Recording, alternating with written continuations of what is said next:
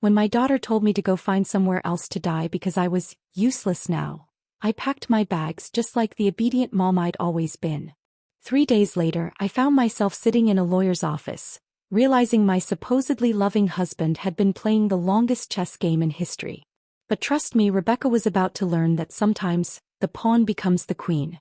If you're watching this, make sure you subscribe and tell me where you're watching from. Let me explain how I went from being a homeless widow to the woman holding all the cards. Because honey, this story's got more twists than a pretzel factory. Just 2 months ago, I was Linda Parker, devoted wife of 43 years, and mother to one spectacularly ungrateful daughter. When my husband Daniel died of a heart attack at 71, I honestly thought my world was over. Rebecca swooped in during my grief like a vulture in designer heels, fussing about how hard this must be for me. "Mom, you can't possibly manage this big house alone," she said, her voice dripping with fake concern. "The stairs, the maintenance, all those memories, it's not healthy." I should have noticed the calculation behind that sweet tone. Rebecca had always been Daniel's favorite, his little princess who could do no wrong. When she married that investment banker Jason and started having kids, Daniel spoiled them all rotten. Meanwhile, I was just the woman who cooked, cleaned, and kept everything running smoothly. After the funeral, Rebecca grew more and more pushy about my living situation.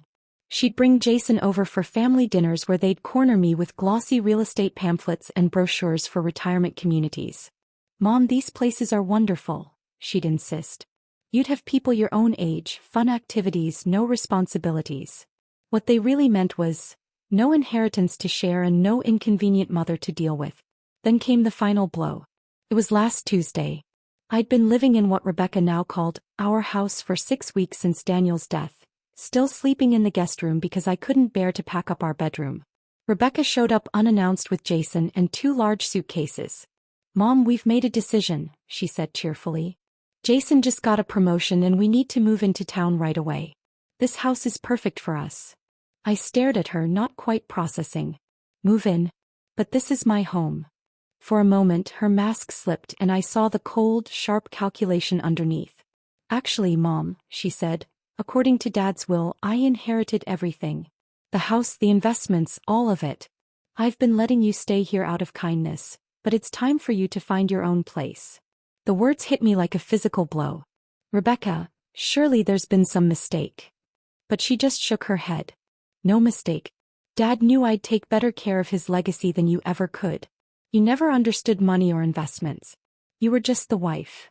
Just the wife." 43 years reduced to 3 little words. And then she said it, the killing blow. "Find somewhere else to die. You're useless now." So, I packed my things in a daze, 43 years of marriage folded into 2 suitcases and a small box of photos. Rebecca stood in the doorway, checking her watch like I was making her late for something important. "There's a nice senior complex on Oak Street," she offered, fake smile in place. "Very affordable. I'm sure they've got openings." Affordable. My daughter was inheriting $33 million, and she wanted me in a welfare home for the elderly. Jason loaded my bags into their BMW with the enthusiasm of someone taking out the trash. "Linda, you'll love having your independence again," he said, not quite meeting my eyes. "No more worrying about maintenance or taxes. No more home," he meant. As we drove away, I watched my house, Daniel's house, now Rebecca's house, shrink in the rearview mirror. The irony wasn't lost on me. I'd spent 4 decades turning that place into a home, hosting Rebecca's birthdays, nursing Daniel through illness, keeping every corner just how he liked it. Now I was being dropped off at a cheap motel like some unwanted guest who'd overstayed her welcome. The Sunset Lodge was exactly what you'd expect for $49 a night: thin walls, thinner towels, and a carpet that had seen way better years. Rebecca handed me $200 in cash like she was tipping a maid. "This should cover you for a few days while you get settled," she said. "We'll transfer some money into your account once we sort through Dad's paperwork." Some money from my own inheritance. After they left, I sat on the sagging mattress and tried to take it all in. In just 3 hours, I'd gone from grieving widow to homeless senior. The daughter I'd loved, raised, and sacrificed for had tossed me aside like an expired prescription. But as I sat there in that shabby motel room, something started to gnaw at me. Daniel had always been careful, obsessive even, about his documents. He'd shown me his will years ago, explained every detail, made sure I understood. And I was absolutely certain that's not what it had said. Daniel could be old-fashioned, sometimes stubborn, sure, but cruel? No, never. The man who'd held my hand when my mother passed away, who never forgot an anniversary and always showed up with flowers, would never have left me penniless. The next morning I used the motel's shaky Wi-Fi to look up Daniel's attorney, Edward Lawson, the same man who'd handled our house purchase and every bit of legal business over the years. His office was downtown, about a 20-minute bus ride away, a ride that cost more than I could afford, but I knew it was something I had to do. Edward Lawson was a distinguished man in his 70s, with kind eyes behind wire-rimmed glasses. When his assistant told him that Mrs. Parker was here about her husband's estate, he looked genuinely surprised. "Linda, my dear," he said warmly, "I was wondering when you'd come in. I tried calling your house several times, but Rebecca said you were traveling." Traveling. That's what my daughter had told him. "Mr. Lawson," I began, trying to steady my voice, "I need to ask you about Daniel's will." He looked puzzled. "Of course. Didn't Rebecca give you your copy?" I handed her the original and several duplicates after the reading. My stomach dropped. "There was a reading?" He blinked. "Linda, you were supposed to be there. Rebecca said you were too distraught and that she'd take care of everything. Make sure you got your inheritance." The blood drained from my face. "Mr. Lawson, I was never told about any reading. Rebecca told me she inherited everything." His expression shifted instantly, from confusion to alarm. He reached for a thick file on his desk, his movements growing sharp and deliberate. "Linda, that's impossible. Your husband's will was very clear about your inheritance." He opened the folder and pulled out a document. I recognized Daniel's neat signature at the bottom, properly witnessed and notarized. As Mr. Lawson began to read, the truth hit me like a thunderclap. Rebecca had lied about everything. "I, Daniel Joseph Parker, being of sound mind and body, do hereby bequeath to my beloved wife Linda Marie Parker the following: our primary residence at 1220 Cedarwood Drive, including all furnishings and personal effects. Additionally, I leave her 70% of all financial assets, investments, and accounts totaling approximately $23 million. My head spun. $23 million. The house. 70% of everything. He continued reading, his tone turning heavier. To my daughter, Rebecca Parker Hale, I leave $10 million to be held in trust, with distributions beginning on her 45th birthday, contingent upon her treatment of her mother following my death. Contingent upon her treatment of me. Daniel had known. Somehow he had known exactly what Rebecca might try to do. "Mr. Lawson," I whispered, "Rebecca told me I inherited nothing. She moved into my house. She gave me $200 and told me to find a senior facility." The elderly lawyer's face reddened with fury. "Linda, what your daughter has done is elder abuse and fraud. She's committed several felonies. But she must have shown you paperwork, right?" "She did," I said softly. "Documents with signatures." "Forged, most likely," he said grimly. "Or maybe old drafts. Your husband updated his will 6 months before he passed. He was worried about Rebecca's attitude toward money and her growing sense of entitlement." The room seemed to tilt. I thought of every time Rebecca had dismissed my opinion, talked over me during family dinners, or rolled her eyes whenever I brought up practical things. All those little moments, Daniel had been watching. "There's more," Edward said quietly. "The trust provision for Rebecca specifically states that if she fails to treat you with respect and dignity after Daniel's death, her entire $10 million reverts to you instead." I stared at him, my voice barely a whisper. "Are you saying?" He smiled just a little. "I'm saying your daughter just cost herself $10 million. It's all yours now. You're not inheriting $23 million, Linda. You're inheriting $33 million, plus the house and every personal asset." The irony was almost too much to take in. Rebecca had been so desperate to grab her inheritance that she'd triggered the exact clause meant to protect me from her greed. "What do I do now?" I asked. Mr. Lawson leaned back, his kind eyes steady on mine. "Now, my dear, we call the police about the fraud, and then we call Rebecca because she's about to get the shock of her life." "Can she fight this?" I asked. "With what money?" he said with a grin. "Every account she thinks she owns actually belongs to you. Every investment, every bank account, everything except the house. is frozen pending the investigation. I pictured Rebecca in my home, probably already planning new furniture, maybe even picking out curtains, while Jason crunched numbers on how the inheritance would boost his portfolio. They had no idea that in about 6 hours, their entire world was going to collapse. Mr. Lawson's office turned into mission control for what he cheerfully called Operation Justice. He called the police, the banks, and even hired a private investigator while I sat in his big leather chair, still trying to grasp the magnitude of my daughter's betrayal. Detective Maria Torres arrived soon after. "These forged documents are sophisticated," she said, flipping through the fake will Rebecca had shown me. "This wasn't some spur-of-the-moment scheme. Someone planned this carefully." "You think Rebecca had help?" I asked. The detective nodded. "Almost certainly. Creating believable legal forgeries takes serious know-how, and the right connections.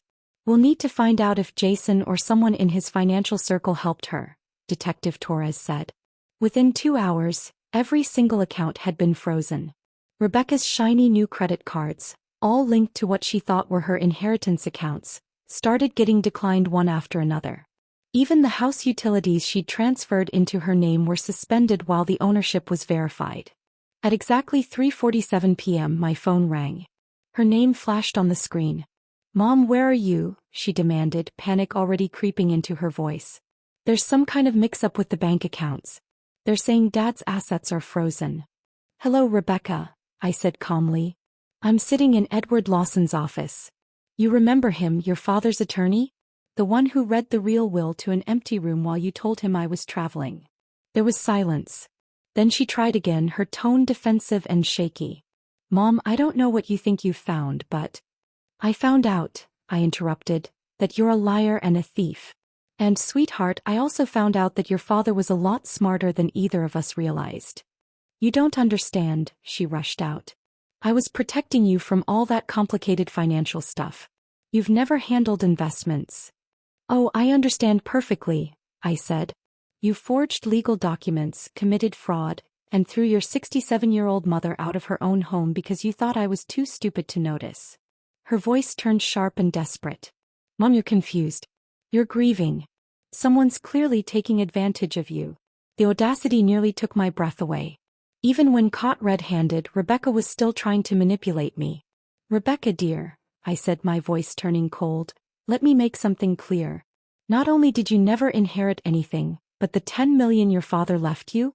That's mine now, thanks to a beautiful clause about treating me with dignity and respect." "That's impossible," she snapped. "Well," I said sweetly, "Detective Torres is sitting right here if you'd like to discuss the impossibility of fraud charges with her." The line went dead silent. I could almost hear her brain scrambling for an escape route. "Mom, please, can we meet and talk about this reasonably? I'm sure we can work something out." "Oh, we'll be meeting," I said, "at the courthouse when you're arraigned. You wouldn't dare press charges against your own daughter." Something inside me hardened, turning ice cold. "Watch me." I hung up. Edward was grinning like a proud teacher. "How long before she's arrested?" I asked. "Detective Torres already has enough for a warrant," he said. "They'll pick her up tonight. Jason, his financial records are being subpoenaed. If he was involved, he's going down too." My phone buzzed with a text. "Mom, please don't do this. Think about the grandkids." I handed the phone to Detective Torres, who gave a small, knowing smile. "Classic emotional manipulation," she said. I typed back, "I am thinking about them. They deserve to see what happens when you steal from your family." 20 minutes later, Jason called. "Linda, surely we can sort this out privately," he began smoothly. "Rebecca made some bad choices, but getting the police involved, that's a bit extreme." "Jason," I said, "did you help her forge those documents?" He hesitated. "You have to understand, she was under a lot of pressure. She was worried about your mental state, about your ability to handle that kind of money." "So that's a yes," I said flatly. "It wasn't malicious," he protested weakly. "She thought she was protecting you. By throwing me out of my home and telling me to go die somewhere else?" He fell silent. "Here's what's going to happen," I said. "You're both going to be arrested for fraud. And I'll be sitting in my house watching it all unfold. Linda, please be reasonable." "I was reasonable for 43 years," I said. "It didn't work out too well for me. That night at 8:30 p.m., the police arrested Rebecca while she and Jason were having dinner at Le Bernard, apparently celebrating their inheritance with friends. According to Detective Torres, Rebecca screamed about false arrest and demanded her lawyer, who turned out to be Jason's golf buddy with zero experience in criminal law. Jason didn't get far either. He was arrested the next morning at his office after investigators traced the forged paperwork back to a printing company his firm used to produce fake investment brochures. Apparently, my charming son-in-law had quite the criminal side hustle, one Rebecca either didn't know about or chose to ignore. That night, I slept in the master bedroom for the first time in 43 years. Rebecca had already moved her things in, replacing Daniel's careful order with her chaos, piles of designer clothes and overpriced cosmetics. I stuffed everything into trash bags and left them on the porch. She could pick them up when she made bail. The house felt different now, not because Daniel was gone but because I was finally seeing it as mine. For decades I'd kept it as his sanctuary, arranged to fit his comfort, his taste, his vision of life. But now, looking around, I realized how little of me had ever existed here. That was about to change. Around noon, Edward called with an update. Rebecca's bail is set at $50,000, he said. Since all her accounts are frozen, she'll need to find someone else to post it. What about Jason? I asked. $200,000, he replied, a smile in his voice. Apparently, the judge wasn't impressed with Jason's long history of financial crimes. Who would have guessed my son-in-law had already been under investigation for securities fraud? Certainly not me. Then again, I'd been shut out of most family financial talks for years. Rebecca and Jason always spoke to me like I was a child whenever money came up, breaking things down in simple terms they assumed I could grasp. They were about to learn just how much I'd really understood. Edward, I said, I want to make some changes around the house. Rebecca already had contractors lined up for renovations. I'd like to move forward, but with my own ideas. He smiled. Excellent idea. It's your home now, Linda.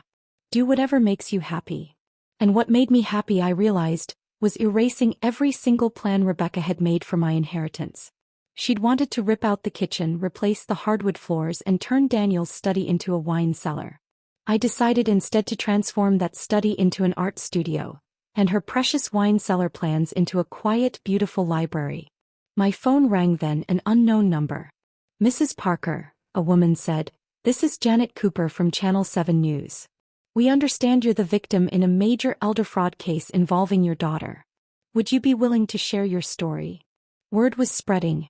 In a city like Boston, the arrest of a prominent investment banker and his wife for scamming his elderly mother-in-law was headline material.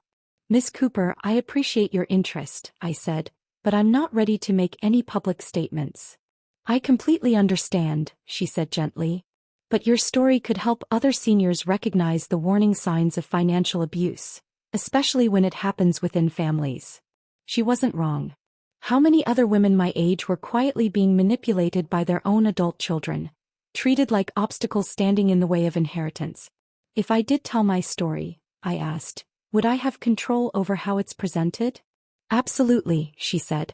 We could arrange a sit-down interview and you'd have final approval before it airs. I thought about Rebecca, probably sitting in a jail cell, still convinced she could talk her way out of everything.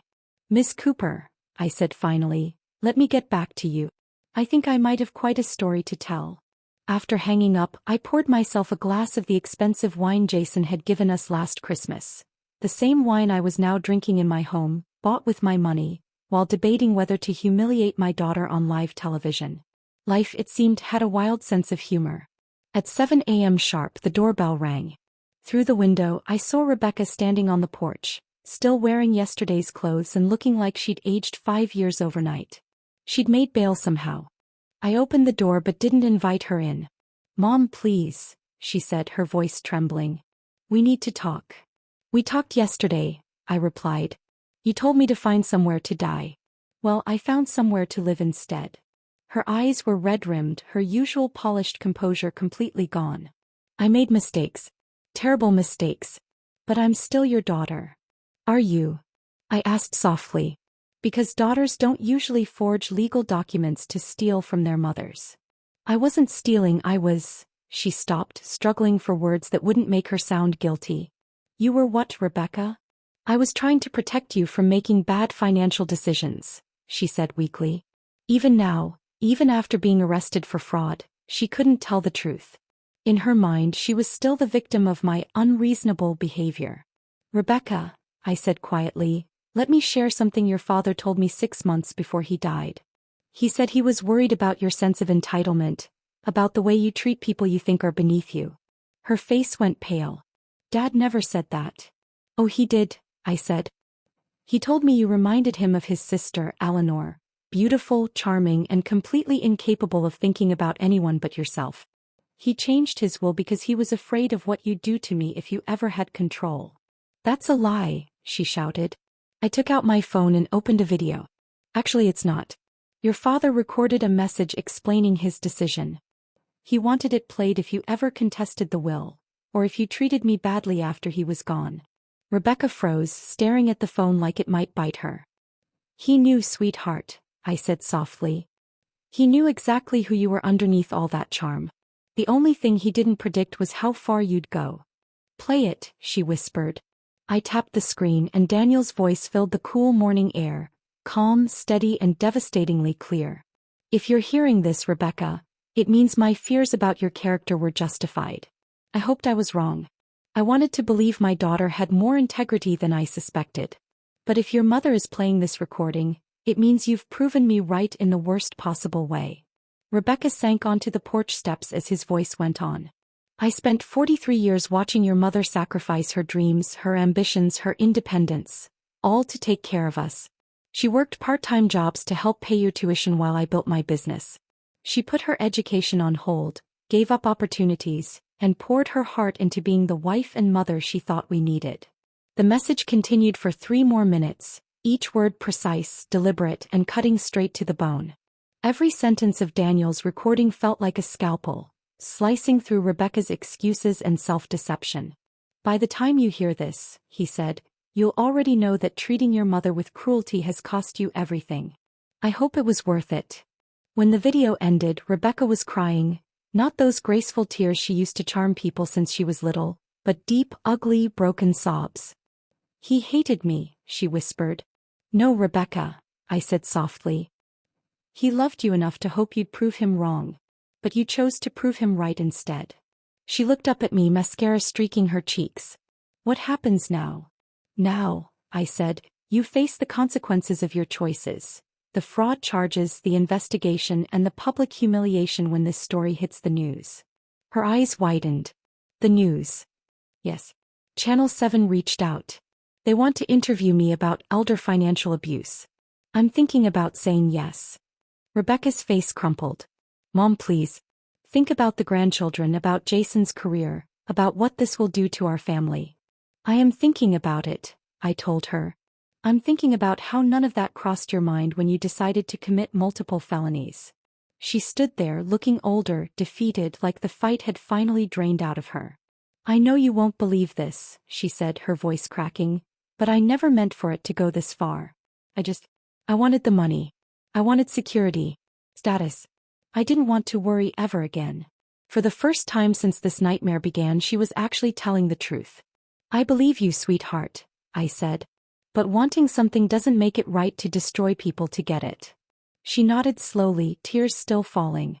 What can I do to fix this? You can start by admitting what you did was wrong, I said. Not misunderstood, not complicated, wrong. Completely, unforgivably wrong. Then face the consequences with some dignity instead of trying to manipulate your way out. Rebecca looked at me for a long moment, and for the first time I think she saw me, not as the pushover mother she could control, but as the woman who had completely outmaneuvered her. I deserve this, don't I? She whispered. Yes, Rebecca, I said. You absolutely do. 3 days after that porch confrontation, Jason's mother showed up at my door. Eleanor Hale was exactly what I expected. Perfectly styled hair, diamonds flashing, radiating that kind of old money arrogance that comes from 3 generations of inherited privilege. Linda, she said smoothly, we need to discuss this situation rationally. I invited her in, mostly curious to see what version of reality the Hale family had invented to excuse their son's felony charges. She settled herself in my living room like she was doing me a favor just by being there. Jason made some poor choices, she began, but pressing charges seems rather vindictive, don't you think? Vindictive, I said. Your son helped steal my inheritance and threw me out of my own home. She gave a dismissive wave. Jason was following Rebecca's lead. He didn't understand the full situation. I almost laughed. The woman was actually trying to blame my daughter for her son's crimes. I had to admire the audacity. Mrs. Hale, I said evenly, Jason forged legal documents. That's not following someone's lead, that's conspiracy to commit fraud. Her smile tightened. Jason's lawyer believes we can reach a settlement that benefits everyone. You get your house back, Rebecca faces appropriate consequences, and Jason avoids the publicity of a trial. Appropriate consequences? I repeated, as if what they did was a social faux pas at a dinner party. She leaned forward slightly. Kevin's family. Jason, I corrected. She hesitated, then smiled again. Jason's family is prepared to compensate you for the inconvenience. Let's say $2 million in exchange for dropping the charges. $2 million. To forgive the man who helped steal $33 million from me. Mrs. Hale, I said calmly, your son took part in a scheme that cost me everything I owned. You think $2 million covers that? Be realistic, Linda, she said, her tone sharpening.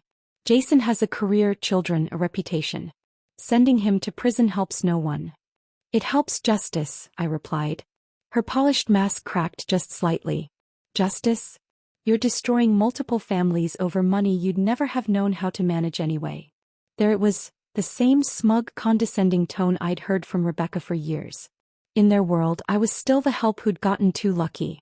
Mrs. Hale, I said, standing, I think we're done here. She rose gracefully. Please reconsider. $5 million, final offer. $5 million. Tempting, yes, but the principal was not for sale. My answer is no, I said. Eleanor straightened her shoulders, her calm mask sliding perfectly back into place. Very well. But you should know that Jason's legal team has uncovered some interesting information about your husband's business history. It would be unfortunate if that became public during the trial. The threat was obvious. But I didn't feel fear, just curiosity. What kind of information? I asked. The kind, she said smoothly, that might make you reconsider who the real criminal in this story is. After she left, I called Edward immediately. Linda, he said, whatever they think they found, it doesn't change the facts of what Rebecca and Jason did. But could it affect the case? I asked. Potentially, he admitted. If they can muddy the waters, cast doubt on Daniel's character or business dealings, it might sway a jury. I sat there thinking about Daniel, about our 43 years together, the things I'd known and the things I hadn't. Edward, I said finally, I want to know everything about Daniel's business. Every deal, every partnership, every irregularity, I want it all, I told Edward. He frowned. Linda, are you sure? Sometimes the past is better left alone. The Hales are threatening to drag Daniel's name through the mud to protect their criminal son, I said. I'd rather face the truth first. That evening I sat in Daniel's old study, my study now, and began combing through his files one by one. Daniel had been obsessively organized. Every folder was dated, every receipt labeled. But as I dug deeper, something started to feel off. Payments to companies that didn't seem to exist. Consulting fees that made no sense. Partnerships with firms that looked like they were created out of thin air. By midnight, I'd uncovered something that shattered everything I thought I knew about my husband. The private investigator Edward recommended, a sharp, focused woman named Carol Chin, spent nearly 6 hours in that study. She photographed documents, cross-referenced transactions, and slowly pieced together what she called the real picture of Daniel's business empire. When she finally looked up, her expression was grave. Mrs. Parker, she said carefully, your husband was running a sophisticated money laundering operation through his consulting firm. We're talking millions in illegal transactions over the past decade. Her words hit me like a physical blow. That's impossible. Daniel was the most honest man I knew. I'm sorry, Carol said gently, but the evidence is overwhelming. He was washing money for organized crime, using his legitimate business as cover. I stared down at the files spread across his desk. Invoices for services that never happened, contracts with fake companies, payment schedules that lined up with known criminal activity. How long has this been going on? I whispered. Based on the records, she said, at least 12 years. Probably longer. 12 years. While I'd been hosting dinner parties and organizing charity galas, my husband had been helping criminals hide their money. Mrs. Parker, Carol said softly, there's more. The $10 million Daniel left to Rebecca. That money came directly from laundered accounts. If the FBI connects the dots, they'll seize everything as criminal assets. The room started spinning. Everything. She nodded. The house, the investments, all of it. Unless what? I asked. Carol looked uneasy. Unless Rebecca and Jason's legal team already knows about this, and they're planning to use it as leverage. If they tip off the FBI, they might cut a deal for immunity in exchange for cooperation. I sat back in my chair, the weight of it sinking in. My daughter and her husband weren't just thieves. They were about to hold a nuclear weapon over my head. What are my options? Legally, Carol said. You could go to the FBI yourself. Come forward voluntarily, cooperate, and hope for leniency. You'd lose most of the money, but you might get to keep the house. And if I don't? Then Rebecca and Jason's lawyers will likely leak this strategically. You'll lose everything anyway and possibly face charges for unknowingly benefiting from criminal proceeds. I thought about Eleanor Hale's smug little smirk, her quiet confidence when she offered me that settlement. They'd known about Daniel's crimes all along. Carol, I asked, how did they find out? Jason's an investment banker, she said. He would have spotted the irregularities in Daniel's accounts easily. The question is, what are they planning to do with that information? Just then my phone rang. Rebecca's name lit up the screen. Mom, she said urgently, we need to meet tonight. There are things you need to know about Dad, things that change everything. I already know, Rebecca. Silence. Then she asked quietly, you know what? I know about the money laundering, the fake companies, the criminal connections. Everything your father left us, it's all dirty. Mom, listen to me carefully, she said. Kevin's lawyers. Jason, I corrected automatically. Jason's lawyers, she continued, have been talking to the FBI. They're willing to renegotiate. You get to keep $5 million in the house.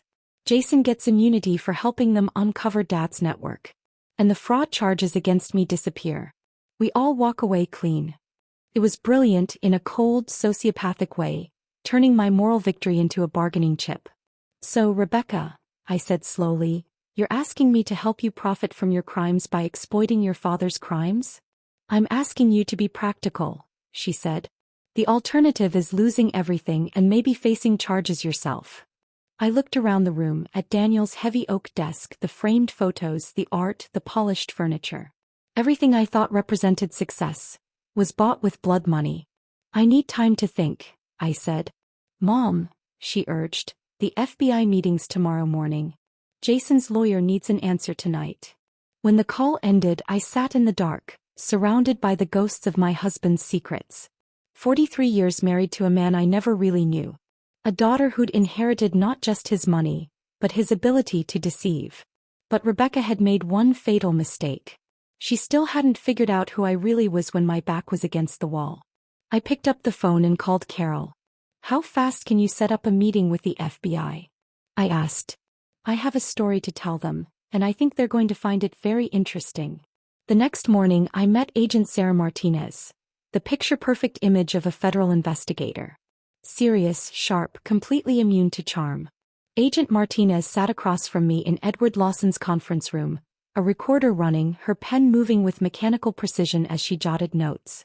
Mrs. Parker, she said evenly, you understand that by coming forward voluntarily, you're potentially admitting to benefiting from criminal proceeds? I understand, I said, but I'd rather tell you the truth than let my daughter and her husband twist it to their advantage. Then I told her everything. Daniel's hidden business empire, Rebecca's fraud, Jason's forged documents, even their attempt to blackmail me under the pretense of a settlement. Your daughter believes she can trade information about your husband's crimes for immunity from her own, Martinez said. That's exactly what she believes, I replied. And she's certain I'll cooperate because she thinks I'm terrified of losing everything. For the first time, Agent Martinez smiled. Are you afraid, Mrs. Parker? 2 weeks ago, I said, I was a grieving widow sleeping in a budget motel. Today, I'm sitting here voluntarily confessing to federal agents about my dead husband's criminal empire. Fear is no longer my primary emotion. What is? She asked quietly. Anger, I said. Pure, crystallized anger, at being manipulated by people who've underestimated me for decades. Her smile widened. Mrs. Parker, would you be willing to wear a wire? 3 hours later, I was sitting in my living room, a tiny recording device taped beneath my blouse, waiting for Rebecca and Jason to arrive for what they thought was a negotiation meeting.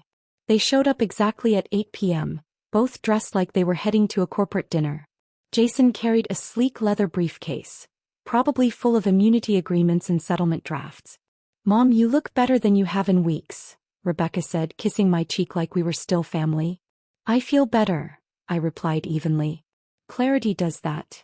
Jason opened his briefcase with the calm efficiency of a man who'd done this kind of deal before. Linda, our lawyers have structured this very favorably for you, he began. You retain the house, $5 million in clean assets, and full immunity from any charges tied to Daniel's activities. Clean assets, I repeated. That's an interesting phrase. Rebecca shot Jason a sharp look. Mom, the important thing is that we're all protected. The past stays buried and we can finally move forward. What about the $33 million Daniel actually left me? I asked. Mom, that money's tainted, she said quickly. It can't be separated from Dad's illegal dealings. Taking $5 million is the best possible outcome. And you too. Asked my tone cool. What do you get out of this arrangement? Jason leaned forward, confidence returning. We put this unfortunate misunderstanding behind us. Rebecca's charges disappear, my reputation stays intact, and our family can heal. Misunderstanding? I echoed. You're calling felony fraud a misunderstanding? He shifted uncomfortably. Linda. Tell me something, Jason, I interrupted. When exactly did you learn about Daniel's criminal activities? He blinked.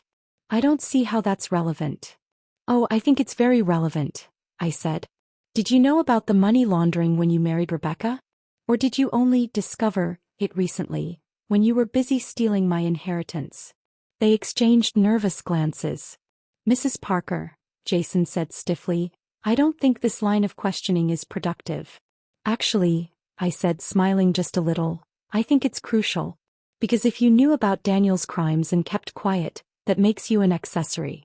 And if you only learned about them while committing your own crimes, that makes you incredibly unlucky. Rebecca's polished composure began to crack. Mom, what are you getting at? I'm getting at the fact that you two have been planning this for months, maybe years.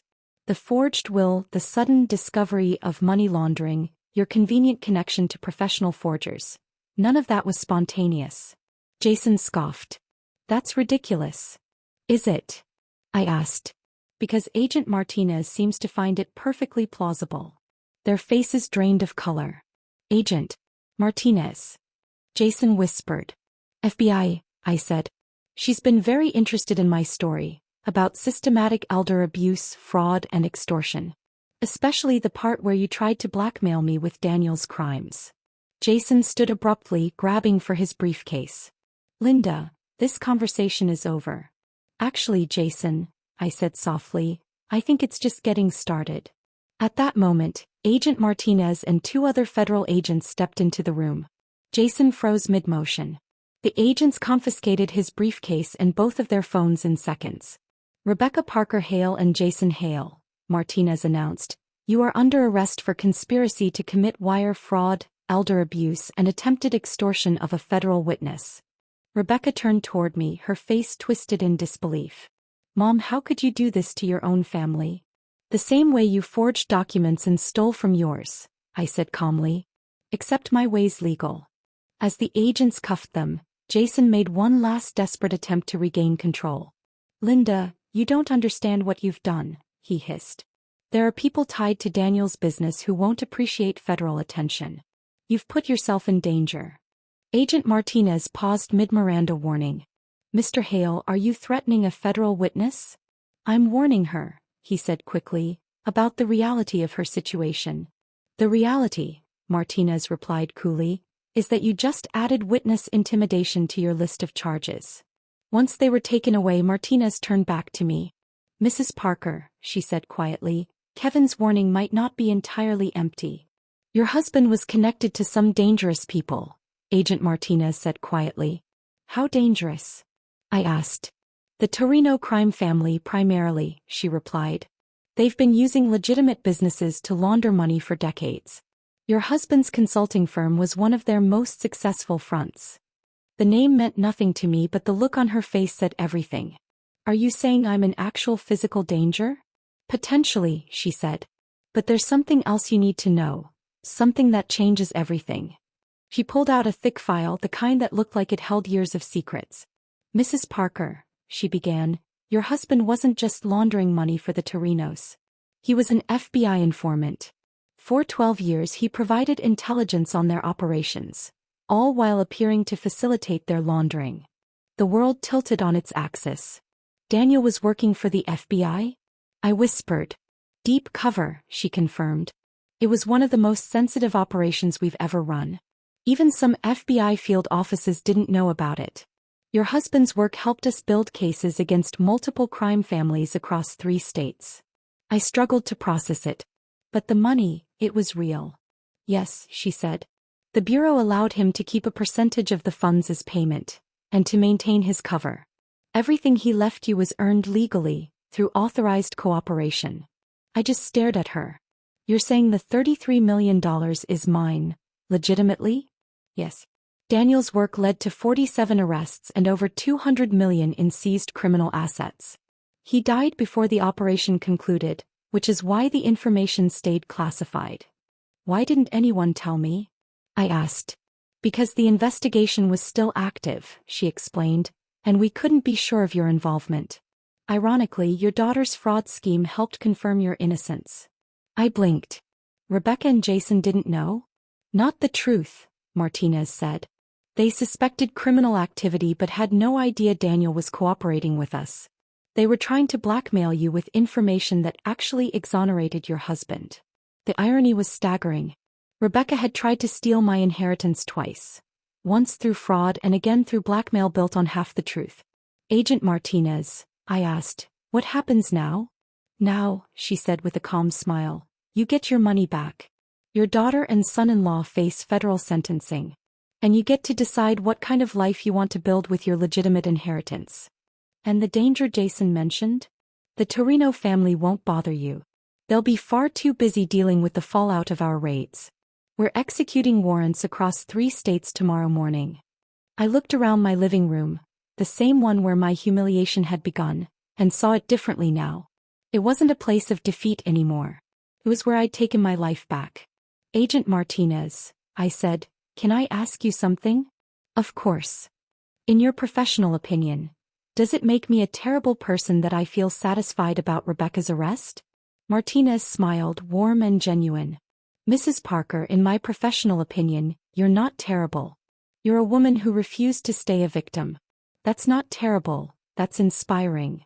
6 months later, I stood in the kitchen of my newly renovated home making coffee for 2.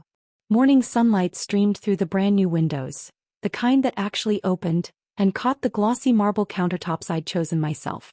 Good morning, Linda, said Dr. Sarah Chin, Carol's sister and now my financial advisor, appearing in the doorway with a thick folder of reports.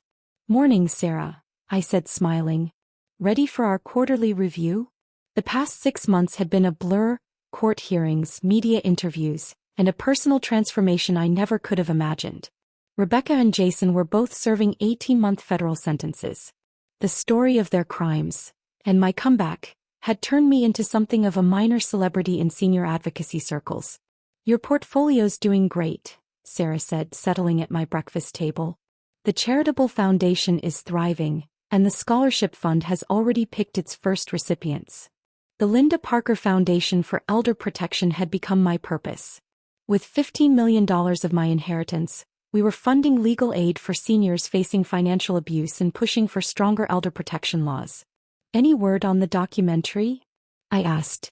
Netflix confirmed the production deal, Sarah said, grinning. They want to start filming next month. My story, The Mother's Revenge, an American crime story, was being turned into a limited series, with all proceeds going to elder advocacy programs. And Rebecca? I asked quietly. Sarah hesitated. She's written again. Her lawyer says she wants to apologize, to ask for forgiveness. Rebecca had written 17 letters from prison. I'd read the first few, each one shifting from justification to desperation, before I stopped opening them. Some relationships, once broken, can't be repaired with words. Sarah, I asked softly, have I changed my mind about that? Not according to our last conversations, she said gently. But people do change, Linda. Even the ones who've made terrible choices. I thought about the woman I'd been 6 months ago, grieving, dependent, willing to accept whatever scraps of kindness my family offered me. That woman would have felt obligated to forgive Rebecca, to rebuild something out of guilt and habit. But that woman was gone. Sarah, I said, schedule a meeting with Rebecca's lawyer. Not to reconcile, just to make something clear. She raised an eyebrow. What kind of thing? I want Rebecca to understand that her actions had consequences beyond her sentence. I want her to know she didn't just break the law, she broke us. Our relationship is gone for good. And her children will grow up knowing exactly why their mother went to prison. Sarah hesitated. That sounds harsh. Good, I said. It's supposed to be. Rebecca made adult choices that hurt people she was supposed to love. She doesn't get to rewrite the story just because she's sorry now. Sarah nodded slowly and jotted notes into her leather portfolio. And the grandchildren? She's requested supervised visits with them. My relationship with those kids will depend on their choices when they're adults, I said. Not their mother's attempts at redemption. The doorbell rang. Through the window I saw a delivery truck pull up with a large package. That must be the new furniture for the studio, I said. The art studio had become my favorite space in the house. Once Daniel's dark wood-paneled den, now a bright, airy sanctuary where I was finally rediscovering my love for painting. I'd given it up the day I got married, the day I'd quietly traded ambition for stability. Linda, Sarah said gently, can I ask you something personal? Of course. Do you ever regret how it all turned out? The prison sentences, the media attention, the family fallout. I thought about it as I signed for the delivery. 6 months ago I'd been invisible, a broke widow with no home and no future. Today I was a millionaire philanthropist with a foundation, a documentary deal, and a purpose that reached far beyond my own survival. Sarah, I said, my daughter tried to steal everything I owned and leave me on the street. My son-in-law forged documents and threatened me with blackmail. They showed me exactly who they were when they thought I was powerless. But they're still family, Sarah said softly. No, I corrected. They're still DNA. Family are the people who protect you when you're vulnerable, not the ones who exploit your weakness for profit. Sarah closed her portfolio, a faint smile on her lips. I think that's our meeting concluded, she said. Not quite, I added with a grin. Look what I became once I stopped letting them define my worth. After she left, I walked through my house, designed the way I wanted, organized around my priorities. In the studio, I uncovered my newest painting, a self-portrait of a woman standing in sunlight, her face turned toward the horizon. She didn't look like the widow who'd packed her life into 2 suitcases half a year ago. This woman looked strong, independent, unafraid. She looked like someone who'd learned that the best revenge isn't getting even. It's becoming everything your enemies never thought you could be. Outside, the sun was setting behind the trees I'd planted myself, on land that belonged entirely to me, earned and defended through my own wit and courage, not inherited through marriage or family. Tomorrow I'd keep building the life I chose, not the one anyone else imagined for me. And if Rebecca ever wanted to rebuild a relationship with this version of me, she'd have to bring a lot more than prison letters and empty apologies. She'd need a transformation, one as complete as mine. So thanks for listening. And if my story means something to you, don't forget to subscribe and share your own in the comments.